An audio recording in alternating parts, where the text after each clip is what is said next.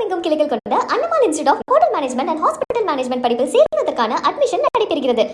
கர்நாடக முதலமைச்சராக டி.கே. சிவக்குமாருக்கு மாநில ஆளுநர் தாவர் சந்த் கெலாட் பதவி பிரமாணம் செய்து வைத்தார். கர்நாடகாவில் கடந்த 2023ஆம் ஆண்டு காங்கிரஸ் கட்சி ஆட்சி அமைத்தது.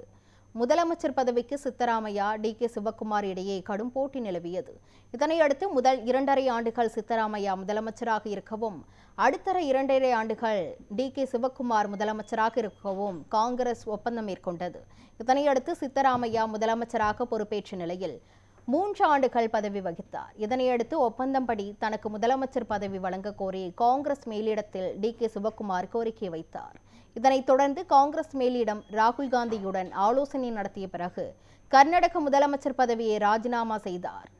இந்த நிலையில் டி.கே. சிவக்குமாருக்கு கர்நாடக ஆளுநர் தாவர் சந்த் கெலாட் பதவி பிரமாணமும் ரகசிய காப்பு பிரமாணமும் செய்து வைத்தார்.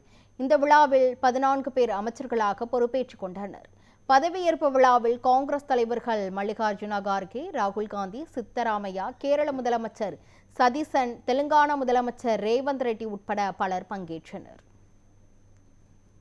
ನಾನು ಡಿ.ಕೆ. ಶಿವಕುಮಾರ್ ಎಂಬ ಹೆಸರಾದ ನಾನು ಕಾನೂನು ಮೂಲಕ ಸ್ಥಾಪಿತವಾದ ಭಾರತದ ಸಂವಿಧಾನ ವಿಷಯದಲ್ಲಿ ನಿಜವಾದ ಶ್ರದ್ಧೆ ಮತ್ತು ನಿಷ್ಠೆಯನ್ನು ಹೊಂದಿರುತ್ತೇನೆಂದು ನಾನು ಭಾರತದ ಸಾರ್ವಭೌಮತ್ವವನ್ನು ಮತ್ತು ಅಖಂಡತೆಯನ್ನು ಎತ್ತಿ ಹಿಡಿಯುತ್ತೇನೆಂದು ಮತ್ತು ಕರ್ನಾಟಕ ರಾಜ್ಯದ ಮುಖ್ಯಮಂತ್ರಿ